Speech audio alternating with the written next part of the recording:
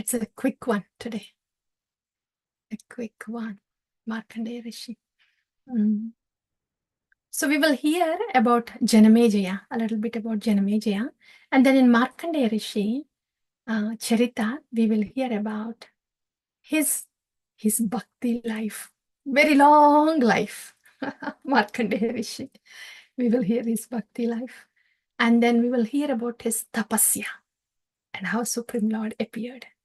And after that, we will hear about Lord Shiva's darshan to Markandeya Rishi. That's all. Very simple. Today's is a quick one. So, yeah, we can go to the PowerPoint now. I'm going to show you a continuation from the last one. Huh? So last time we heard about Maharaj Parikshit passing away. And then we quickly heard about Janamejaya. So we'll touch base that one today. Janamejaya. So Parikshit Maharaj, he passed away gloriously. Janamejaya was the son of Parikshit Maharaj. So he was very upset that Takshaka, the snake, came and bite Parikshit Maharaj, his father. So Janamejaya ordered to do a yajna where all the serpents, snakes, the whole species of snakes would be offered in the fire, would be killed. So that is more like it's a karma kanda. Anything to do with the yajna with an intention. With an intention, if somebody does an yajna to fulfill their desire, that is more of a karma kanda thing. Yeah.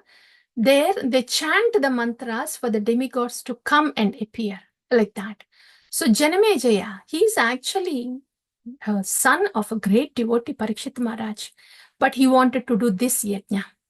He wanted to take revenge on the whole species of the serpents, snakes. So he performs this yajna with the help of the priests. So all these priests, they chanted mantras for these snakes, all the snakes to fall into the fire. And Janamejaya was looking for this particular Takshaka bird to come and fall into fire and wanted to see that burning into ashes. So all these snakes from the three worlds are falling one after the other into the fire. Takshaka saw this and Takshaka was terrified. He saw very strong serpents, or even more stronger than him, are just falling into the fire. So he went to Indra. He hid behind the Indra. And he took the protection of Indra. So here, Janamejaya was looking to see, especially for Takshaka. He's asking the priest, why is this Takshaka bird not coming and falling into the fire? Then the priest said, we are uttering the mantras for Takshaka to come and fall into the fire, but he seems to take shelter of Indra. So he's strongly holding to the shelter of Indra, and Indra is stopping him from falling into this fire. Then Janamejaya says, okay, why don't you chant the mantras? So along with Takshaka, Indra also comes and falls into the fire.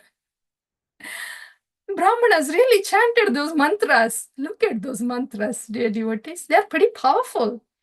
So as the Brahmanas were chanting, whatever mantra it is, Idam, Indraya, whatever mantra, as they chanted, Indra was straight from the heaven. He's straight falling down. And Takshaka was very tightly coiled to his throne, Indra's throne. So yes, Indra was falling down. And then Brihaspati saw it. So what was happening to Indra? And Brihaspati came to Janamejaya and said, Janamejaya, what are you doing? This yajna with an intention to harm someone is no good. You should withdraw. You should stop this yajna. Also, see, for somebody to die out of snake bite or any Adi Daivika, snake bite or because of the calamity or anything like that. It's only a natural death. It's just destined. They're destined to die like that. So was the case with your father. So taking that as a reason, you cannot just try to um, extinct this species of snakes. This doesn't befit you, Janamejaya. You should stop this one, said Brihaspati. Janamejaya quickly, he understood and he stopped. He withdrew his attempt of fire sacrifice to kill the snakes. So Janamejaya, he listened to Brihaspati, and thus Indra was saved. Of course, Takshaka was also saved. But Janamejaya, he listened to Brihaspati. So this story he's hearing, Parikshit Maharaj is hearing, and he was thinking, he was asking his Gurudev, Sukadeva Goswami, he's saying, how is that such exalted devotee like Janamejaya? He intended to harm somebody like that and attempted to do a fire sacrifice like that. Then Sukadeva Goswami says, oh yeah, that is the illusory energy of Lord Vishnu. That thinking that I can do some sacrifice and I can control something in this universe, I can make things happen, that is illusory energy of Lord Vishnu. People think they can do anything. That is illusory energy. That's the thing, dear devotees. And here, Janamejaya, he was actually doing the yajna, right? And the snakes were actually really, literally falling into the fire sacrifice, in this fire, right? So Janamejaya, he's not just thinking that he will do it. He's actually doing and he's seeing this happening. So is he not really doing? He is doing, right? The snakes are falling here in the fire, right? But the whole point here is this tendency, and for a conditioned jiva to get stuck in this tendency of, I want to do it and I am doing it, that is very illusory. He may be doing the sacrifice, the fire, and the snakes may be falling into the fire. But the whole point is, he is stuck with the illusory energy. He is thinking the snakes are stuck with his fire sacrifice, but he is stuck with the illusory energy, thinking that he can control. But he does not see that he is controlled by the modes, and he's stuck in this Brahmanda, which is the place of illusory energy. So that tendency and thought of, I can control things, I can manipulate and I can control things, that tendency itself is an illusory energy. So that is the whole basis of that karma kanda. I can control the demigods by uttering these mantras and make them calm, and I can control the result of this yajna because I can go to Swarga. They are stuck with that tendency. And what happens to them? They can go to Swarga, but they will fall back again into this world, Bhuloka. And if they don't do the pious activities again, then they will fall into the hellish planets again. We have heard about Karma Kanda, right? So in that way, those people who are victims of this illusory energy that I can do it. So that is a Karma Kanda mentality, that I can make it happen. So that's what Sukadeva Goswami was saying, that that's an illusory energy of the Lord. It can affect anyone, even exalted people too. Then Parikshit Maharaj asked, oh, is that so, Guruvarya? can you please tell me if there is a process? Actually, that's Sukadeva Goswami says that, yeah, that's the illusory energy. And then he quickly says, but there exists supreme reality, Lord, where illusory energy cannot dominate. Sada nirasta kuhakam satyam param dhimahi, where there is no illusory energy. Yeah, that is the very first one. Oh, Namo Bhagavate Vasudeva. Janmatyasya yadho anvayat itaratas cha pikneshu swarat. Tene brahma hridayadi kavaye muhyanti yasurayah. Tejo vari mridam yada vinimayo. Yatra trisargo amrisha dhamna svena sada nirasta kuhakam. The supreme abode of the Lord is very conspicuous by the absence of ignorance and darkness, where it is conspicuous by the absence of illusory energy. So, yeah, Sukadeva Goswami is saying, yes, there exists supreme reality, the Lord, where there is no illusory energy. Then Parikshit Maharaj asks, what is the process to attain that? Attain that reality, to attain Supreme Lord. Can you please tell me the process? Parikshit Maharaj is asking. So, Sukadeva Goswami, he states this in the 3 verses of what, by doing what, as a conditioned soul can come out of the conditioning, illusory energy, and be situated on that absolute platform.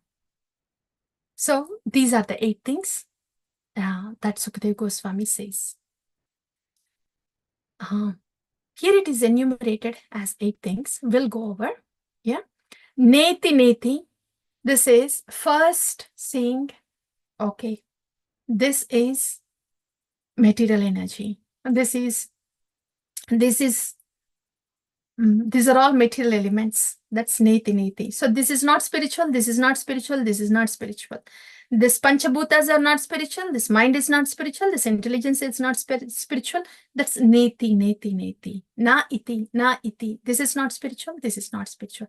So using that discrimination, which is not spiritual, and after using that discrimination, since it is not spiritual, I give it up. That is visrichya dauratmyam. Yeah, neti neti and visrijya dauratmyam. Giving up that petty, small materialism, whichever is not spiritual. Then ananya sahurda, offering one's love exclusively. Here it's not mentioned, but it's in Bhagavatam, it is mentioned. Exclusively to the Lord in the heart. That's what it says. And then aham mameti daurjan, giving up the conception of aham mameti, I and mine. And ativadam satitikshita, tolerating all insults. This is like reading the list.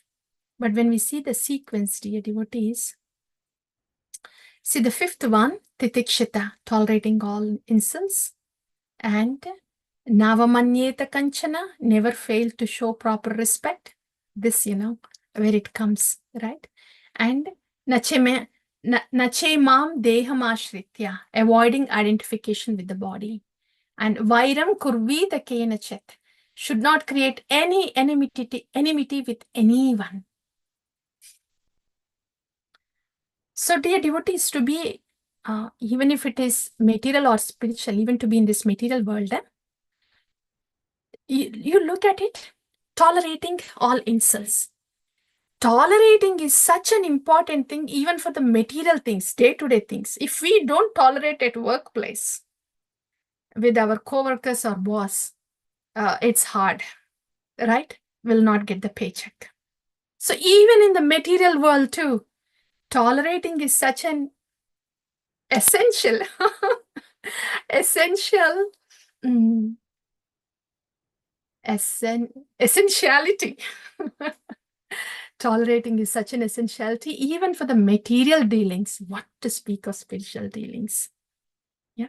Titikshava karunikaha, suhrudo sarvadehinam, ajata shatrava shantaha, sadava sadhubhushanam.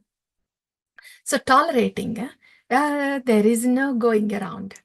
There is no shortcut. There is no shortcut. And the other thing is, should not create enmity with anyone. That's one more thing too.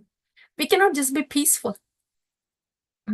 Devotion or not, if there is enmity with anyone, we just can't be peaceful.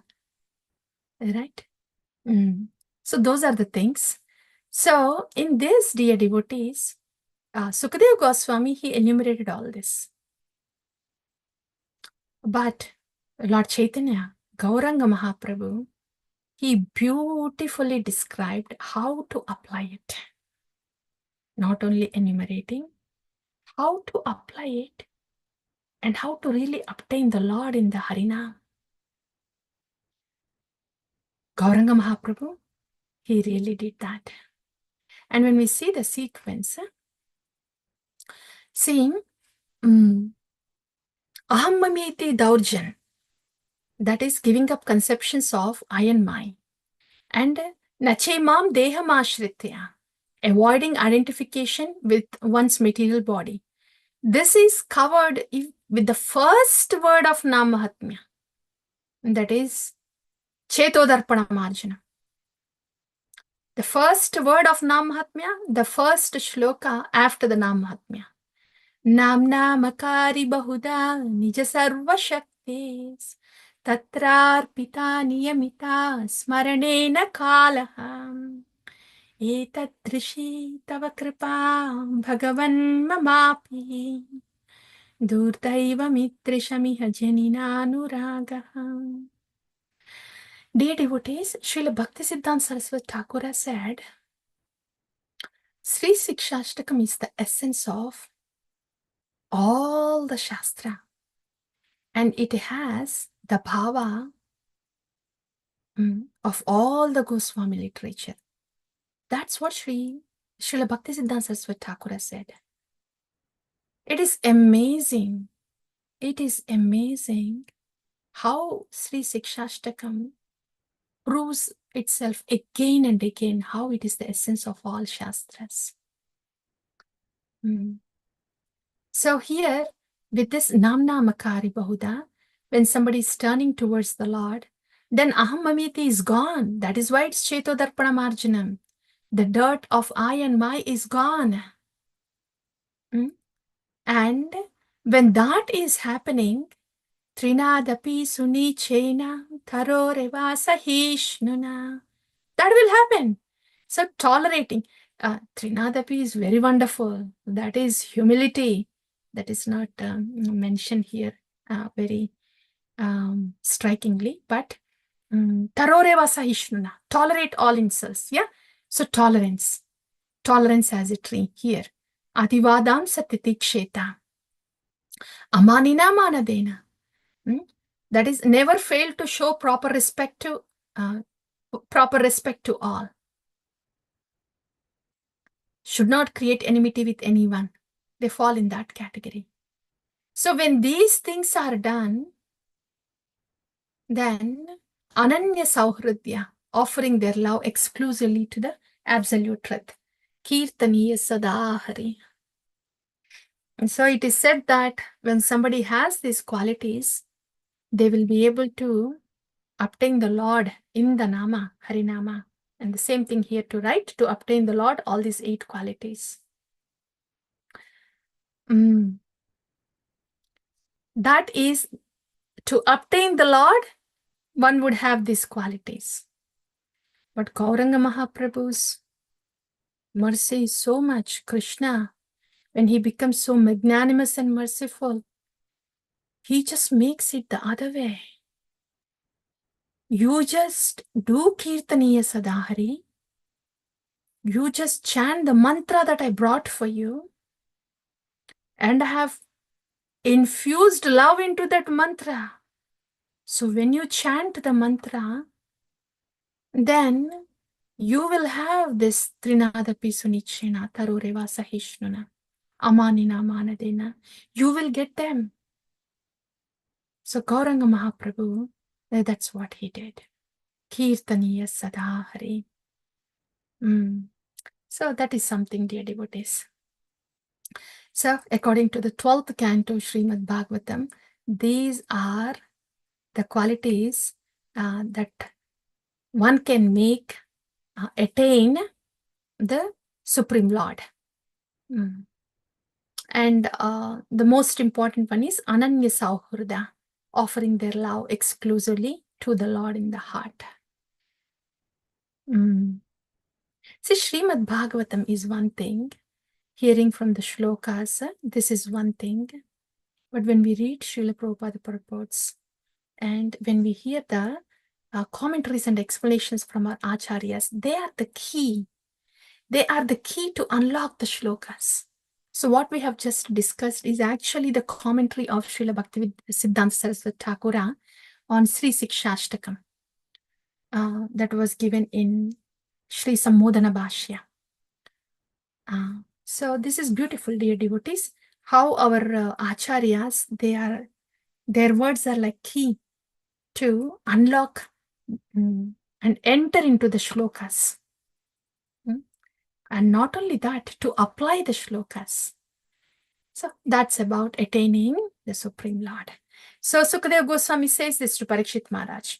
When one has these qualities, and yes, they can attain the supreme reality and have the love exclusively to the Lord in the heart. Namo Bhagavate Tasmai Krishnaya Kuntamedhase Yat Padamburuha Dhyanat Samhitam Adyagam Imam. Actually, I was saying Sukadeva Goswami. Sorry, Parikshit Maharaj. He entered into the fire and Sukadeva Goswami left after that. This is all the conversation between Shaunak Rishi and Suta Goswami. Yeah. So Suta Goswami is saying now, after saying this to Shaunak Rishi, we are so much used to with Sukadeva Goswami and Parikshit Maharaj. This is all conversation between Shaunak Rishi and Suta Goswami. Yeah, Suta Goswami. Yes, dear devotees. Sorry about that. This is the ending of Bhagavatam. So it is Shaunak Rishi and Suta Goswami. So Suta Goswami, he says this to Shaunak Rishi. I have explained this Samhitam, this Vedic literature, this Srimad Bhagavatam. Namo Bhagavate Tasmai Krishnaya Kunta Medase.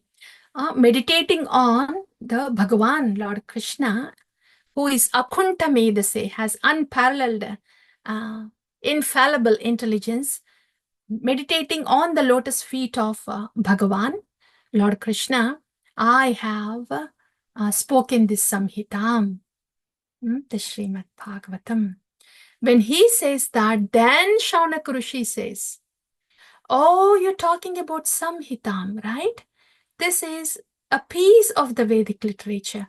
Can you please tell me in detail about how Vyasadeva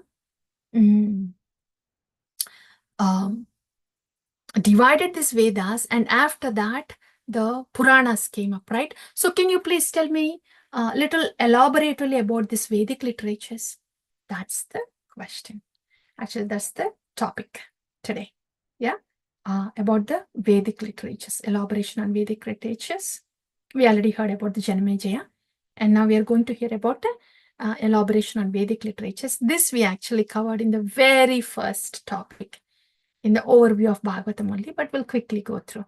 That will be the topic, and after that, it will be Markandeya Rishi. So here, in the elaboration of Vedic literature, we will hear about Om, the Vedas, and the Puranas. Okay, how did they come up? So that was the question from Shaunak Rishi. And Sukadeva, Suta Goswami. How can it quickly change? For past 2 years plus, we've been saying and hearing Sukadeva Goswami, Sukadeva Goswami, Sukadeva Goswami. And now yeah, we have to say Suta Goswami. Yes, Suta Goswami. Now he's explaining. In the very beginning, there's only one transcendental sound, transcendental vibration that came from the heart of Brahma. Om.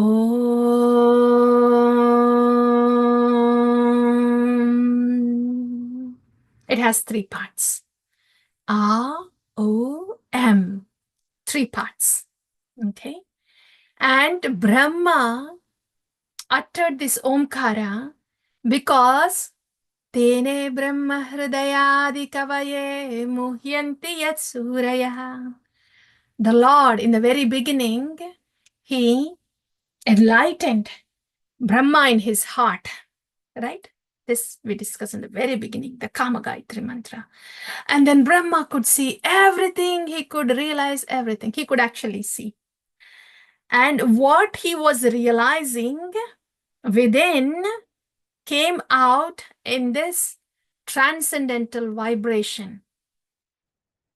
That's Om. This was the only transcendental vibration that was existing in Satyugas. And in this Om, which has 3 parts, the Srishti, Sthiti, Laya of whole material creation is existing. And all the knowledge about this material creation is present in these 3 letters, 3 syllable, right? 1 syllable Om that has 3 parts. So Om has these 3 parts in which everything about the material world is present. Yeah. And that's why in the Om are Vedas. It's like this. You know, when you take a thick thread, it has many fine fabrics in it, right? So Om is like a thick thread, and the fine fabrics in that are like Vedas. Yeah. So that's why in Satya Yuga there was only one transcendental vibration, that is Om. And later on in Dwapara Yuga, Vyasa, Veda Vyasa, whoever is the person that is dividing the Vedas is called Veda Vyasa. And our Vyasadeva in this Kali Yuga is Krishna Dvaipayana. Yeah. So Vyasadeva,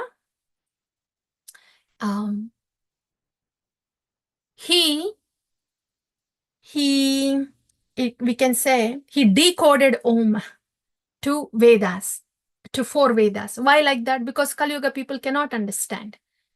They just hear Om and they think it's some sound, that's all. They don't know what is in there.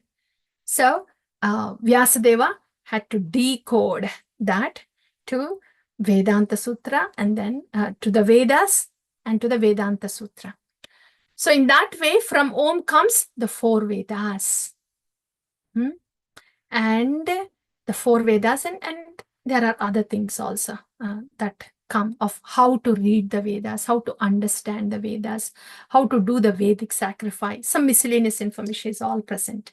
But everything pertinent to this material creation is present in that word Om. Yeah. And so from that Om comes these 4 Vedas. But all these Vedas, they are mixed, the fabrics.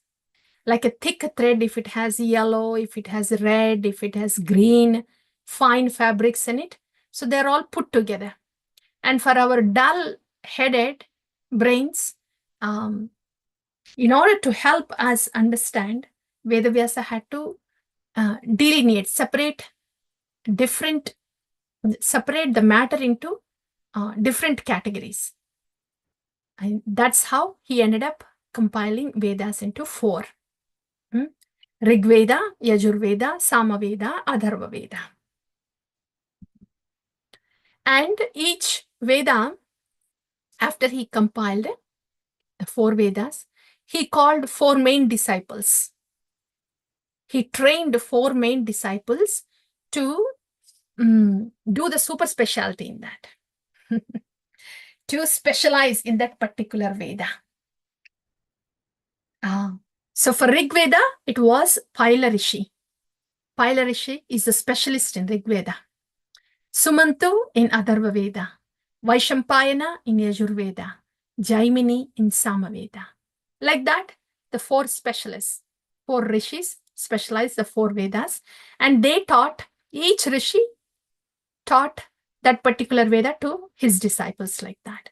So in that way, there are many rishis that are specialized in specific Veda. That's about 4 Vedas. And what about Puranas then? Romaharshana. Romaharshana was specialized in Purana. Vedavyasa trained Romaharshana. And remember, dear devotees, in the 10th canto, Romaharshana was sitting on the Vyasasana and then speaking. Balarama came there. Romaharshana, he was disrespectful to Balaram.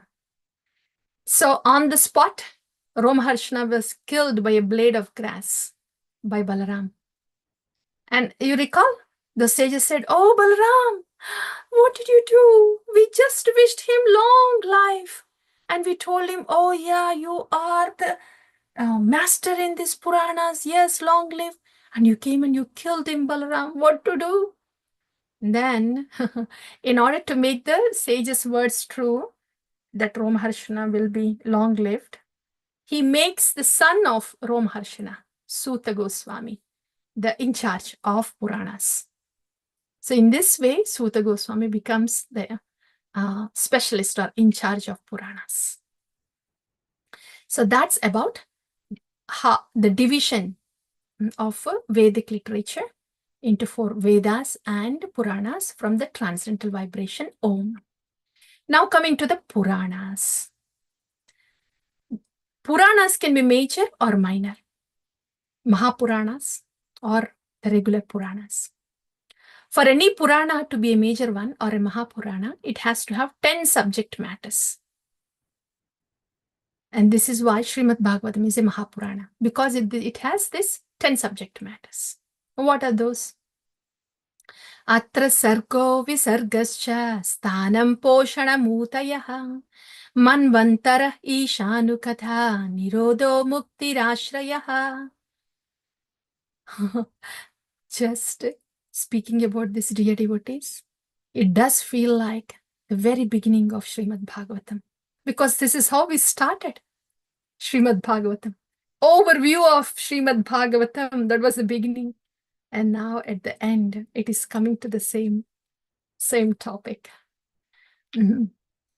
So, major Purana has these things. What are they? How is this material world created? Creation. The primary creation by the material ingredients supplied by Mahavishnu. And then all those ingredients are put together by Brahma to form this species. So that is Sarga, Visarga. And then, okay, all the apartments are ready now. The big house of Brahmanda is ready. And all the apartments are ready. And everybody has, all the souls have some bodies given by Brahma and his descendants. Now they have to be placed somewhere in these apartments. That's Sthanam, placing different jivas in different planetary systems. Okay, all the jivas are placed in different floors, in different apartments of this big building, Brahmanda. Now they need to be protected. Poshanam. That's Poshanam. Poshanam materially, Poshanam bhakti also. Okay, all these jivas are being maintained. Poshanam is happening. And each jiva has its own impetus, natural impetus that comes out of them. That is Utaya. Like Prahlada's impetus of bhakti. And Hiranyakashipu had impetus of what? Sura, Asura, right? Hiranyakashipu had impetus of Aham Mameti. Prahlada had impetus of bhakti, like that. That is Utaya. And in this way, all the creation goes on in different manvantaras. And that's why the manvantara. And in each manvantara, the Lord comes to rescue the jivas. And he has his pastimes. That is Isha Anu Katha. Isha Lord, Anu followers, Katha pastimes. Yeah, each manvantara there is Isha Anu Katha.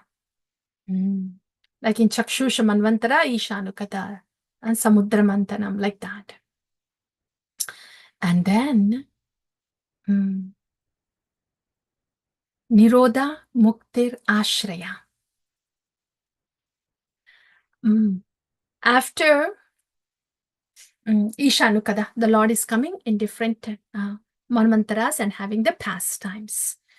Now, when it is time for all these souls to go back home, back to Godhead, Mukti is liberation, Nirodha is destruction. Destruction has to happen for the material creation, we have heard. And destruction at the level of a jiva. You remember, dear devotees? One is Nitya, Atyantika, Naimittika, and Mukti falls into the category of liberation of an individual jiva. But what is the real Mukti? Muktir Anyada Hitvena Swarupena Vyavastiti. Being established in its original position as a servant of the Lord, Swarupa, in its own Rupa, that is the ultimate Mukti, liberation. So that is discussed. So Nirodha is discussed and Mukti is discussed. Ashraya. What is the backbone of all these happenings in this material creation? From whom is this happening and who is managing all this? What is the shelter of all these subject matters? Ashraya, the Samam Bonam, Lord Shri Krishna. And so all these subject matters are happening, so a soul, a jiva can take ashraya of Bhagavan, the Supreme Personality of Godhead. Supreme shelter, ashraya. These are the subject matters of a Mahapurana. Srimad Bhagavatam has that. And a minor Purana doesn't have all these 10 subject matters, but maybe 5, like that. So there are 18 Mahapuranas and 18 minor Puranas. And in 18 Mahapuranas, 6 are Sattvic, 6 Rajasic, 6 Tamasic, like that. So that is about that subject matter, Vedic literatures, dear devotees. So we heard about Om, the categorization of Vedas, and Puranas, major Puranas, minor Puranas, and the subject matter of major Puranas. Okay, coming to the final subject matter today, Markandeya Rishi's Charita. This is beautiful, beautiful. So far, we just heard about, some dry information, Vedas, Puranas. But here, this is good, beautiful, Markandeya Muni. So here, regarding Markandeya Rishi, what we will hear is, first, his bhakti life. Dear devotees, his bhakti life is very prolonged when compared to us. We will hear that. And after that, we will hear his tapasya and how the Supreme Lord appeared to him.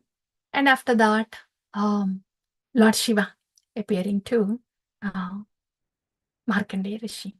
Okay, that's what we're going to hear. Entering into the Charita of Markandeya Rishi. So now Shaunak Rishi is asking about why did this topic come from, Samhita, right? When he said, Sukadeva, Suta Goswami said, by meditating upon the lotus feet of Lord Krishna, I spoke this Samhita. And that's when it the second topic of, can you please speak more about Vedic literature came. So we heard that. And then Shaunak Rishi, this was almost the end of Srimad Bhagavatam. But Shaunak Rishi, in his lineage, there was a great sage that was born, that Markandeya Rishi. And Shaunak Rishi, he heard about this Markandeya Rishi, and he heard that he survived the annihilation at the end of the day of Brahma, which is very unusual. And he also heard that this Markandeya Rishi saw a little boy on a banyan leaf in the waters of annihilation. Shaunak Rishi specifically wanted to clarify his doubt about this Markandeya Rishi because he belonged to his own family. He heard that he was born in his family. But he was not finding a suitable person to clear his doubt. But now that Suta Goswami said, yes, this is how the Vedas are delineated and everybody was in charge of each one of it, and I have made the authority in the Puranas. When he heard that from Suta Goswami, then Shaunak Rishi thought, oh, I have been having this burning question for a very long time regarding my very distinguished family member,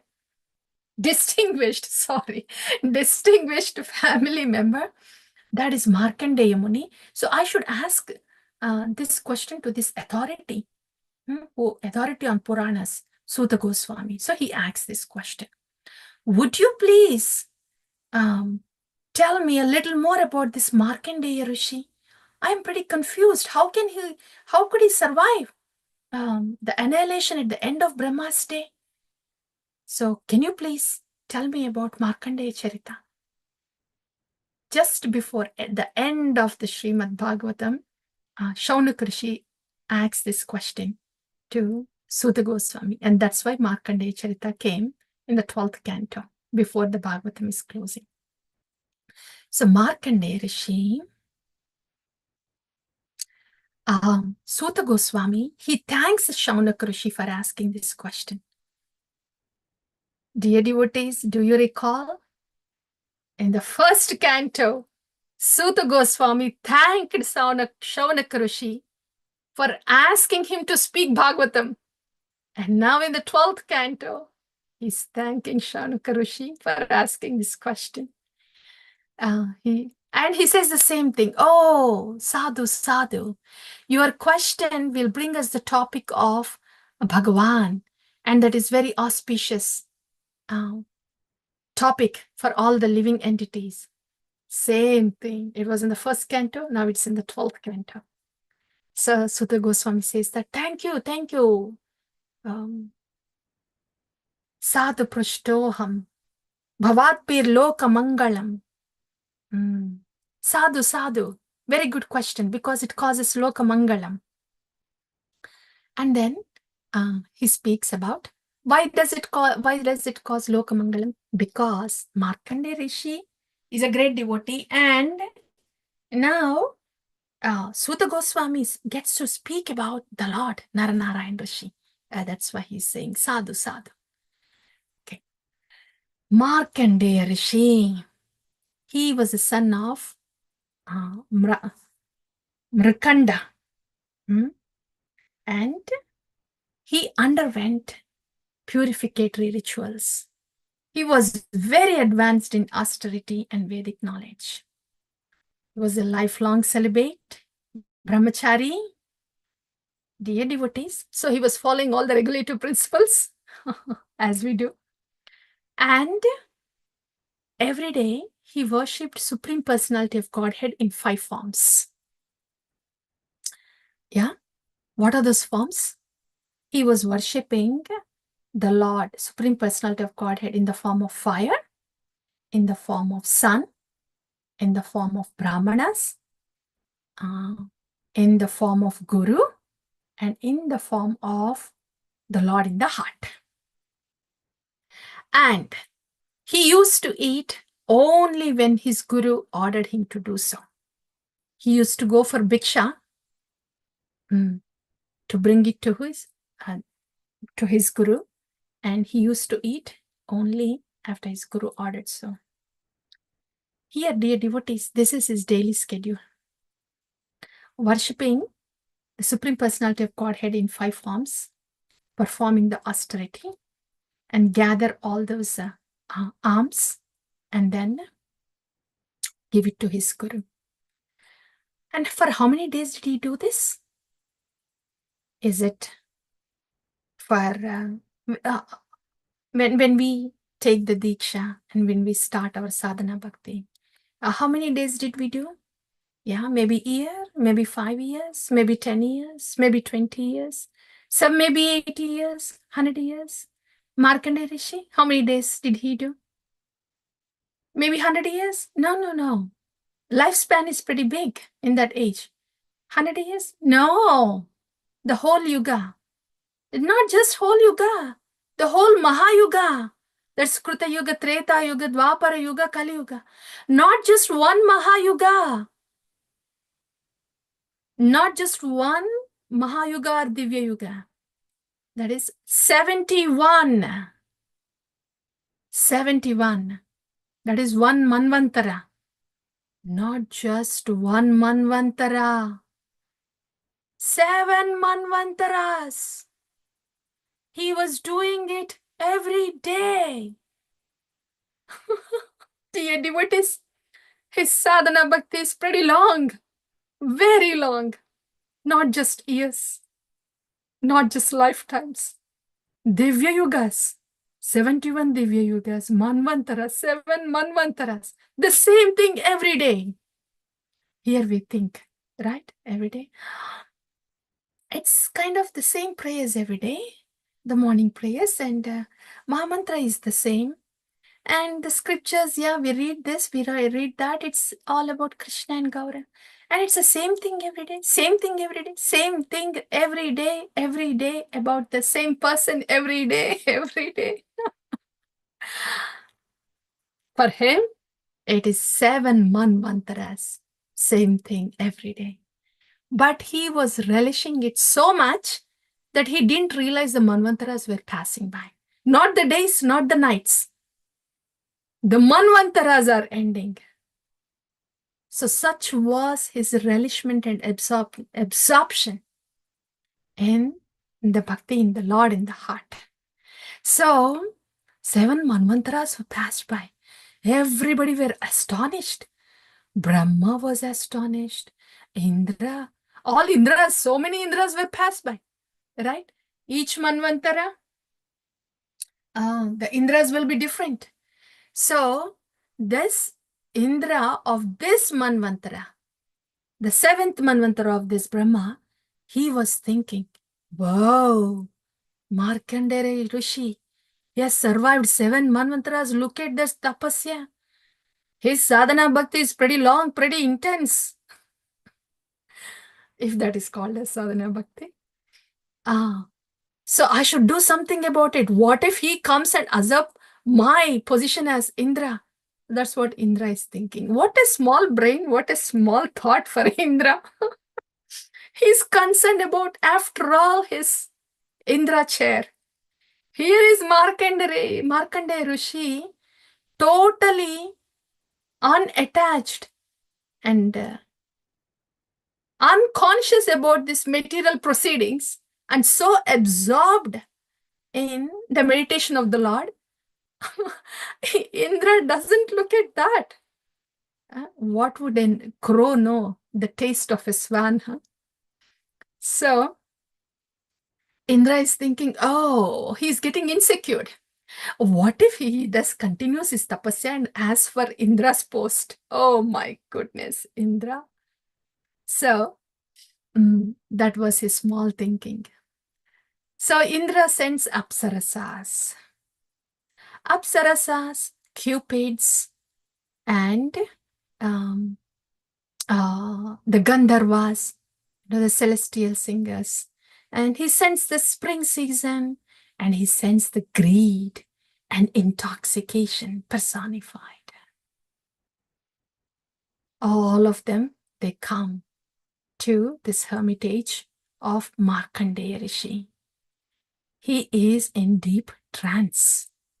And here are these Apsarasas, these Gandharvas, and the Cupid. They are trying their best. And it is said that they have done their very best. And it is said that they started to feel like they are bringing their own calamity.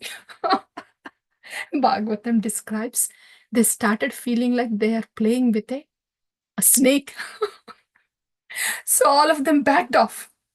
They backed off. Cupid threw an arrow also. What would touch Markandeya Muni? Yeah, nothing worked out. So they all came back to Indra. And then said, what happened? Indra was astonished. And such was the deep absorption of Markandeya Rishi. And then what happened?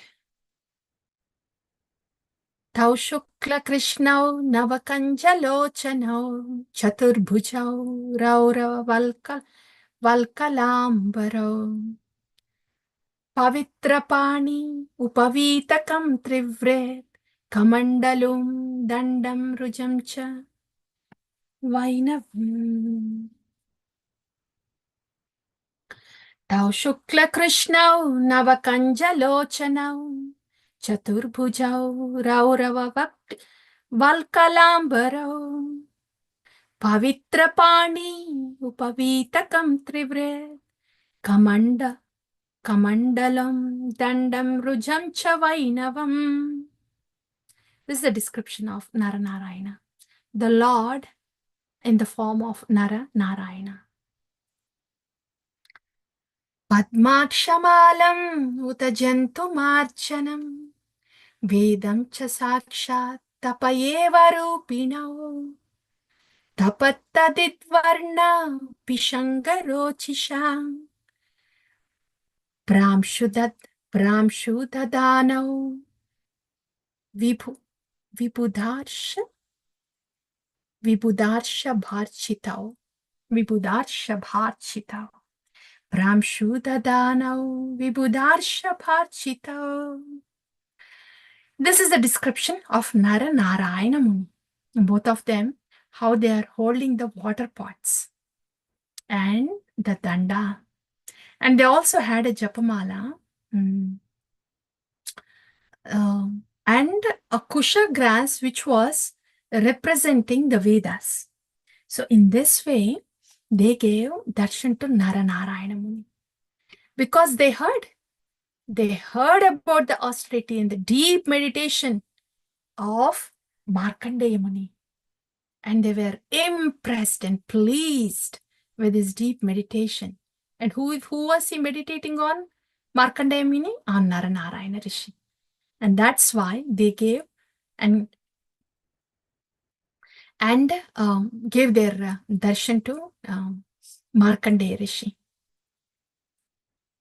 So the beads in their hands are made of the lotus. The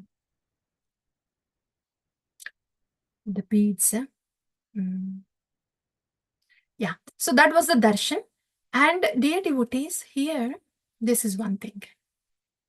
When in our bhakti also, there is a reason why Chaitanya Mahaprabhu Sri Sikshashtakam says, Na danam na janam na sundarim kavitam va jagadisha kamaye mama janmani janmanishware bhavatat bhaktiya haitu kitvayi.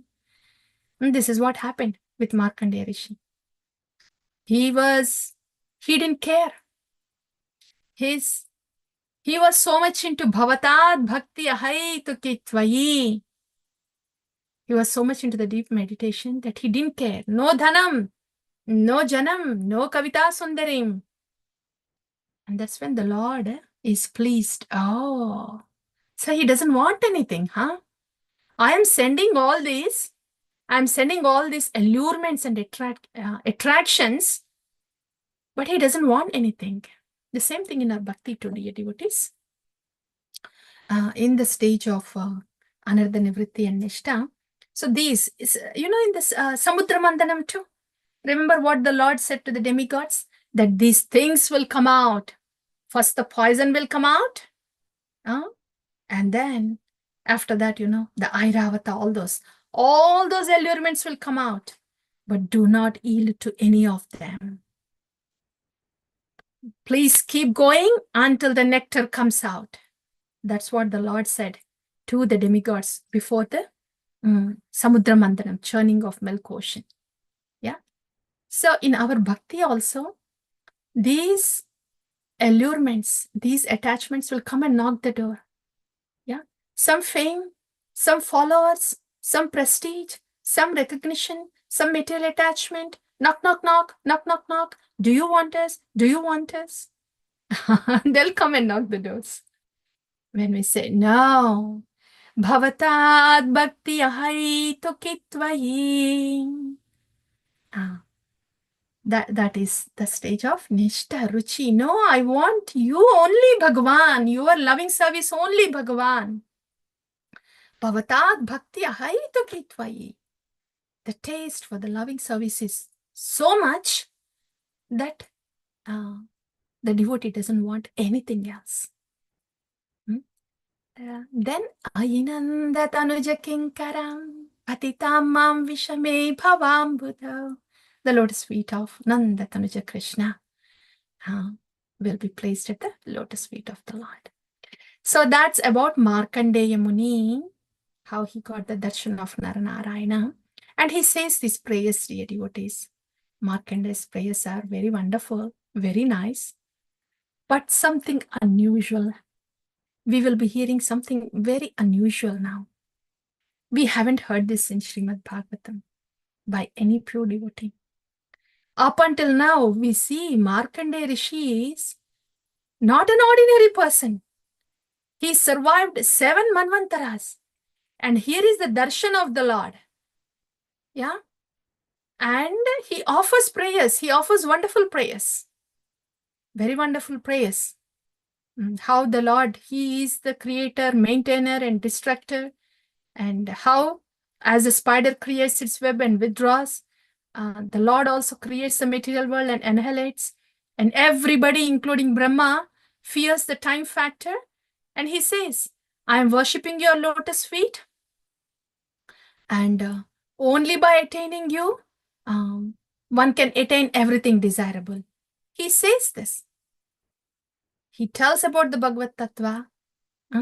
And he also glorifies the shelter of Lord Hari, the lotus feet of Lord Hari. And he also praises, you are a Purusha, Bhumne, Vishwaya, Vishwagurave, Paradaivataya, Hamsaya, Samyad Gire, Nigama Aishwarya, Nigameshwaraya, everything he glorifies. But when the Lord says, oh, Markandeya, I am very much pleased with your meditation on me. Now I gave you the darshan. But ask a boon, Markandeya. Then Markandeya Rishi, what did he ask? Something that a devotee in Bhagavatam, a pure devotee in the Bhagavatam, did not ask so far. He said, oh Lord, what else do I need? I have your darshan. I am very much happy. Okay. Jitam te deva devesha prapannarti hara achyutam varenaitam avatalam no yadbhavan samadrishyatam. Jitam te deva devesha prapanna arti hara achyuta. Prapanna arti hara achyuta.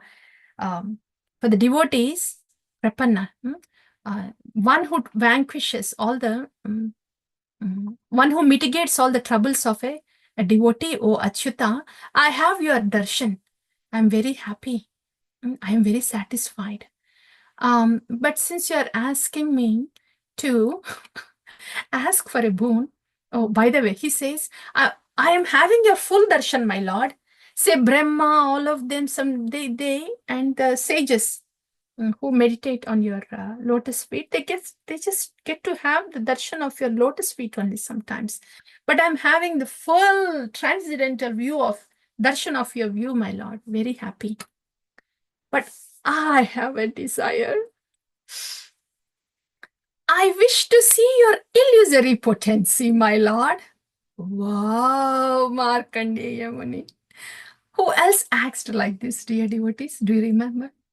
Lord Shiva, he wanted to see the Mohini Murti. And here is Markandeya Rishi. He is asking this to the Lord. Lord came and gave darshan. Markandeya Rishi doesn't know what Maya means. He does not know. He lived for 7 manvantaras. The very fact that he lived for 7 manvantaras and his absorption is so deep because he had no touch of Maya at all. He never experienced Maya at all. So he was wondering, I am not sure what that illusory potency of Lord is. Why all these living beings are entangled in this illusory potency, even Brahma too. I hear that everybody is affected by illusory potency of the Lord. You know, Narada Muni, he also asked the Lord one time, what is it about your illusory potency, my Lord? Everybody says it is very strong. So these pure devotees are so pure. They're lost in touch, total touch. They lost in touch with Maya and they wonder, what is that Maya like? So Markandeya Rishi, he asks that to the Lord. Lord smiles and then disappears. And then what happens? Markandeya Rishi, he was thinking, okay, I had darshan of the Lord. He said, he will show me illusory energy. But I don't know if he remembers his boon or not. I don't feel any change. I don't see any illusory energy. Well, we'll see. And thinking like this, he just looks from his ashram and he sees a lot of big tornadoes, winds coming towards him. And very soon the sky gets dark and the lightning picks up, thunderbolts, and huge rains inundating not just his ashram. Very soon it took over all the planetary systems. And Markandeya Rishi, he looked around. It's just him. In these waters of devastation, it's just Markandeya Rishi. And there are so many oceanic animals there. He was trying to escape from them. He was hungry. He was thirsty. And his physical body went through a lot of pain. And he went through a lot of anxiety. Yeah. And he moved aimlessly. And he was exhausted.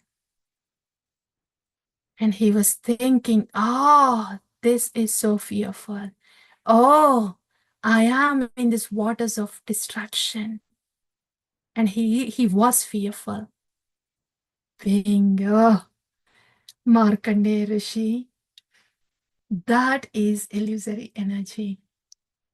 So he experienced it. He experienced it not just for a little bit, dear devotees. He swam across the ocean helplessly, and was exhausted.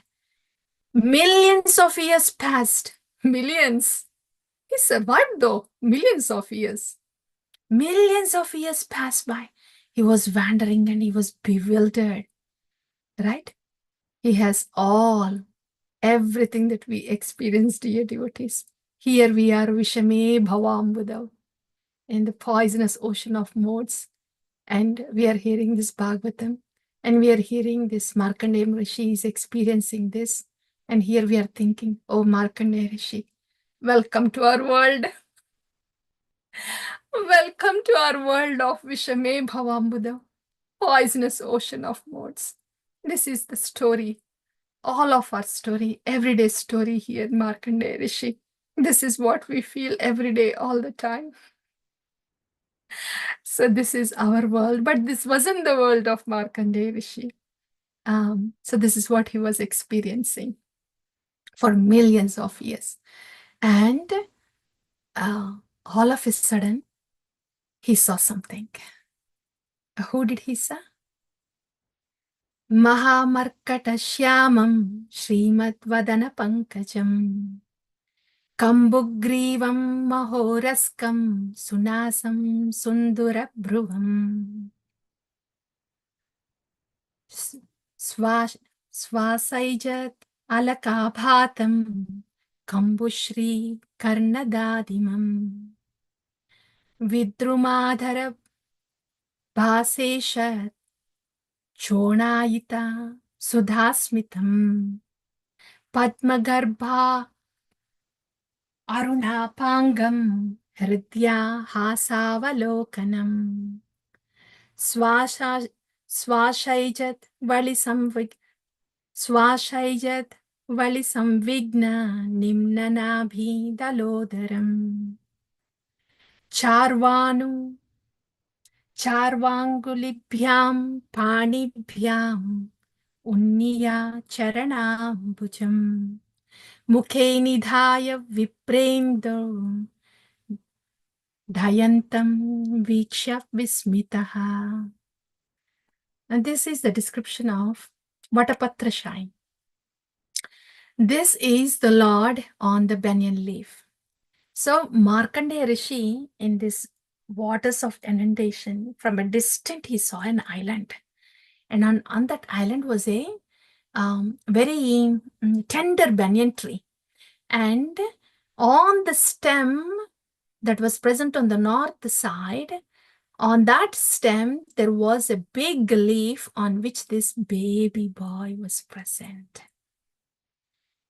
And this baby boy, Mahamarkatashyamam, his complexion was like bright bluish emerald, and his eyes lotus flowers, and the nose sunasam, sundara bruvam, the description with beautiful eyebrows, and the ears, it is described there like a pomegranate flower with the swirls of a conch shell, yeah, and then this lotus lips and enchanting smile on the lips, and the chest, and how his hair is moving with his breathing, in and out breathing like that. And finally, this description goes like this, that this little boy is sucking on his big toe. He looks at this boy and he's amazed. Markandeya Rishi is amazed. What is this waters of destruction, and who am I seeing here? This little boy. And here the acharyas give this explanation of why the Lord is sucking his big toe. Yeah, it is said that the Lord is thinking, everybody is after my lotus feet, and everybody says that there is a lot of nectar there. I never tasted it. I want to taste it. But he can't do it as a big man. A big man sucking his big toe doesn't look too good. So he becomes a baby boy and starts sucking his big toe, trying to understand why everybody is after his nectarian lotus feet. The lotus feet, that is a source of nectar for his devotees. So he was trying to understand as he was sucking his big toe of his own lotus feet. He was trying to understand what sweetness is there in this lotus feet. That's what the acharyas describe. So Markandeya Rishi, he sees that. He was amazed, and to increase his amazement, As he looks at Vatapatrashai, the Lord on the banyan leaf, he enters into the nostrils of this little boy and enters into his nostrils. Into his breathing air, it must be the mouth, because he enters into the tummy of this baby boy, baby Krishna. So, and in the tummy, he sees back again, himself again. There is no waters of distraction, back to his same hermitage. The world is as such, and he is in his same place, same hermitage, everything the same as was present before those tornadoes came. So then he looked at everything, and before he takes a pause and deep breath, he's back into this waters of destruction again as the Lord exhaled out. And again he sees himself in the destruction, waters of destruction. And again he goes through the same thing. Hunger, exhaustion, fear, and trying to escape from these animals in the ocean. And wanders here and there, swims so much again to look for the shelter. And finally he finds a island again and a banyan tree and the same thing.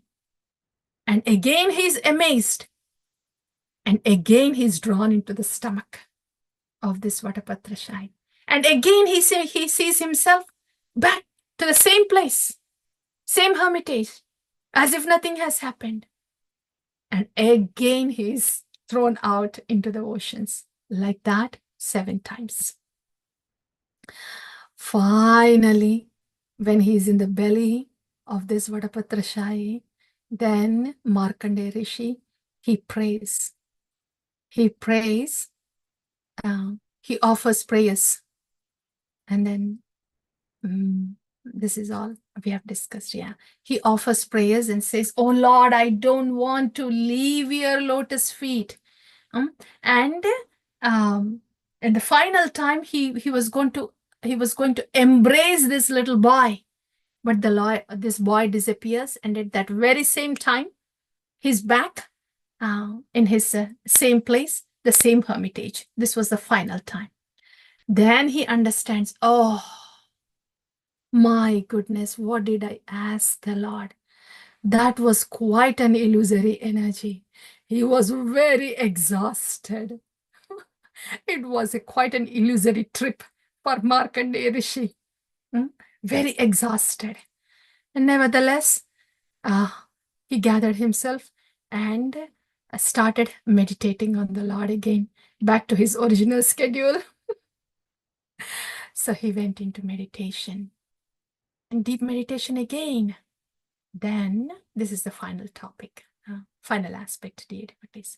Then Lord Shiva, with Mother Bhavani, he was coming that side on the bull, on his bull.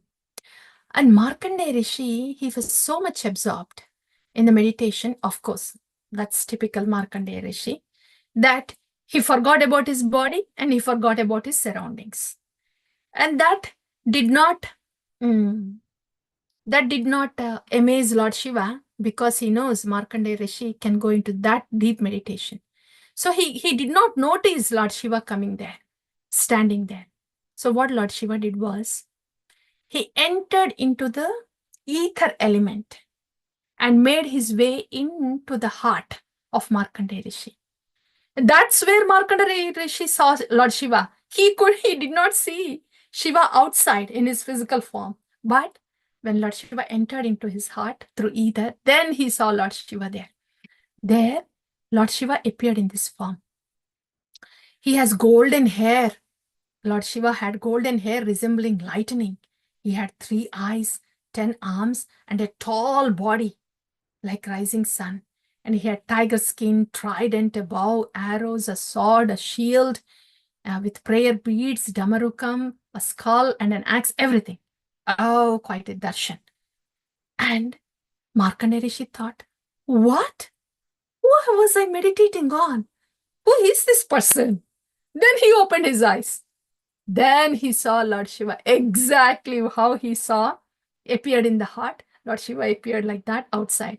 He saw Lord Shiva outside there, the same form. Then Markandeya Rishi offers obeisances, realizing that Lord Shiva was standing there.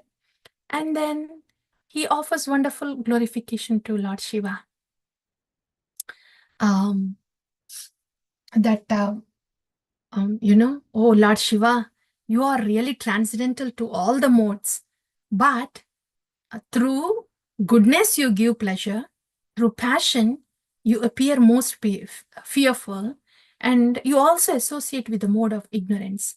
You are beyond all these modes, but for the sake of material creation, for the material proceedings, you interact with these modes, but still you are transcendental.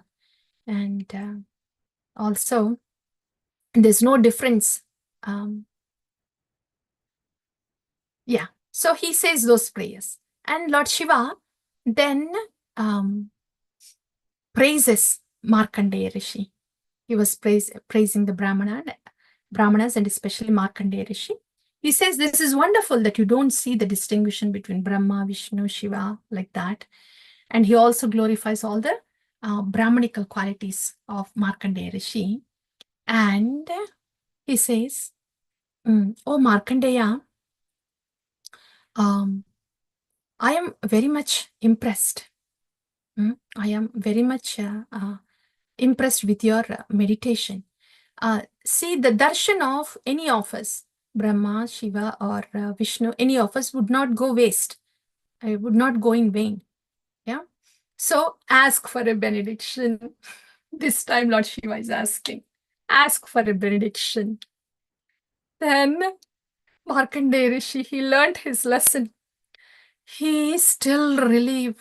He's still trying to get relief from his exhaustion of a great illusory trip that he asked for as a boon from the Lord.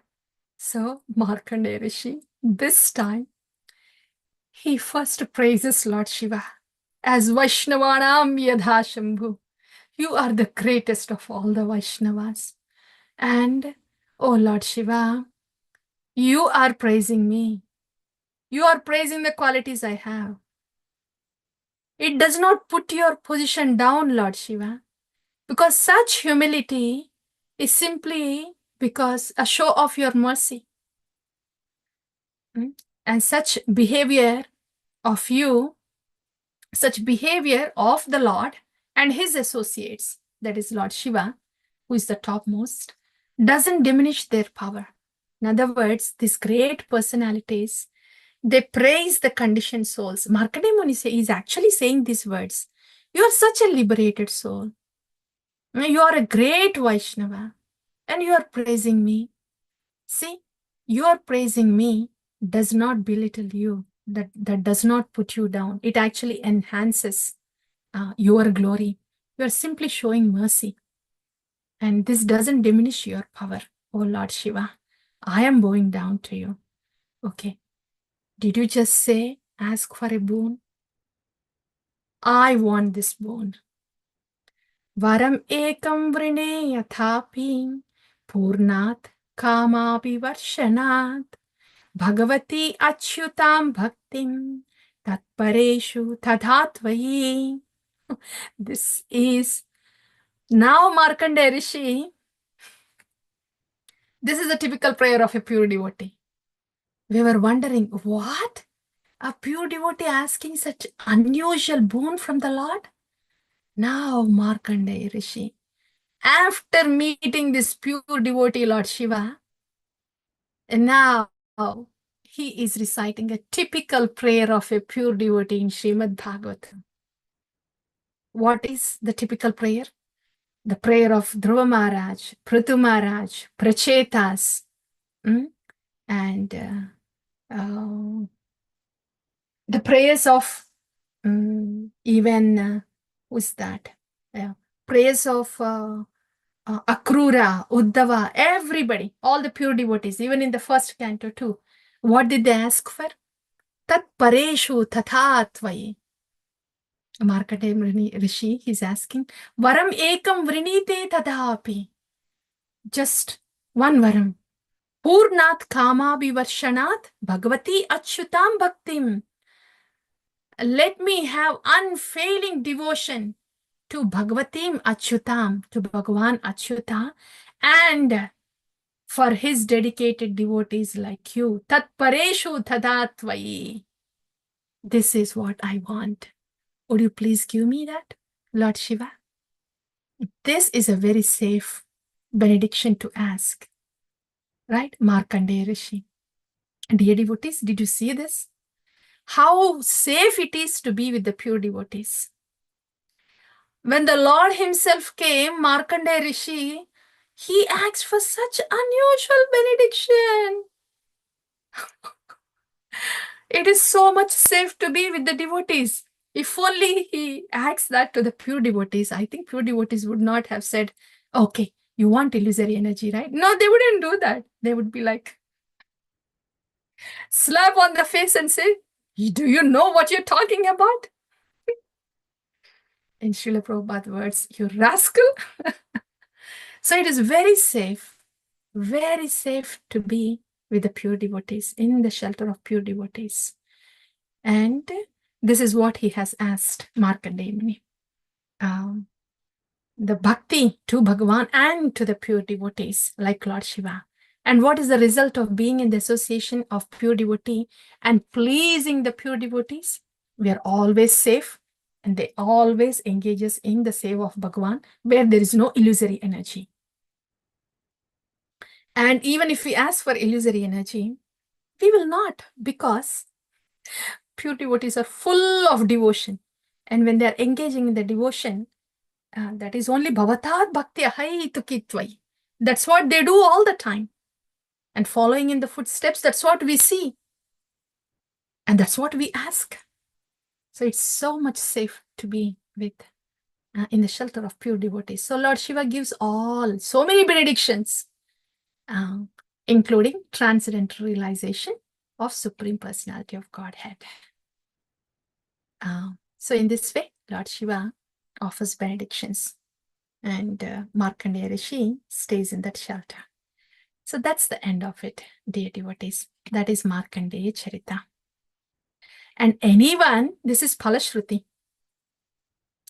anyone who hears this Markandeya Charita, they will never again undergo material existence. And we are just saying, they will not ask for illusory energy. So that's Falashruti. That's all, dear devotees. Okay, so we will summarize. Take home. Yes, this is good. So today we heard about the Janamejaya there, right? And there we heard about the illusory energy of Lord, which can make one think that I am the controller, I can do it, right? That tendency of a jiva to think like that is the illusory energy. Yeah. Aham muneti, I am the controller. Aham karoti. Yeah. So that's one point to identify that it is the illusory energy of the Lord. And next, after that, Janamejaya, and then comes the Vedic literatures thing, right? Yeah. We have heard about the divisions of the Vedic literature, about Om and Vedas and the Puranas, 18 major Puranas, 18 minor Puranas, and the 10 subject matters of a Purana. Okay, good. Then Markandeya Charita. There we have heard about his long sadhana bhakti. It's not sadhana bhakti, very obviously. That deep meditation. But he did the same thing every day. He saw Supreme Personality of Godhead in those 5 features every day. Austerity every day, and absorption, meditation on the Lord every day. For 7 manvantaras. So it is a privilege, to be able to do bhakti like that, even if it is sadhana bhakti. That is a path for liberation. Sadhana is to become free from the modes. That's a path for liberation. What a great privilege is that. Great privilege is that. So pathway for liberation and a precursor to Raga Bhakti. So there is nothing beyond that. What else is there to do anyway? There's nothing beyond that. And that is what we do every day, because there is nothing beyond that. That's the privilege we have. That's the privilege we have. Bhakti. So that is a long duration, sadhana bhakti. And then comes these knock, knock, knock. Dhanam, Janam, Kavitam, Sundarim. All these things, they come in bhakti, as we discussed in Sagara Mandanam also. But as the Lord warns us ahead of time, not to be bewildered by the poison, by the anarthas, by the difficulties, not to be bewildered. Keep going. Keep going. Keep going happily, if that is the word from Sagara Mandana. But there was a very encouraging word that the Lord used. Keep going.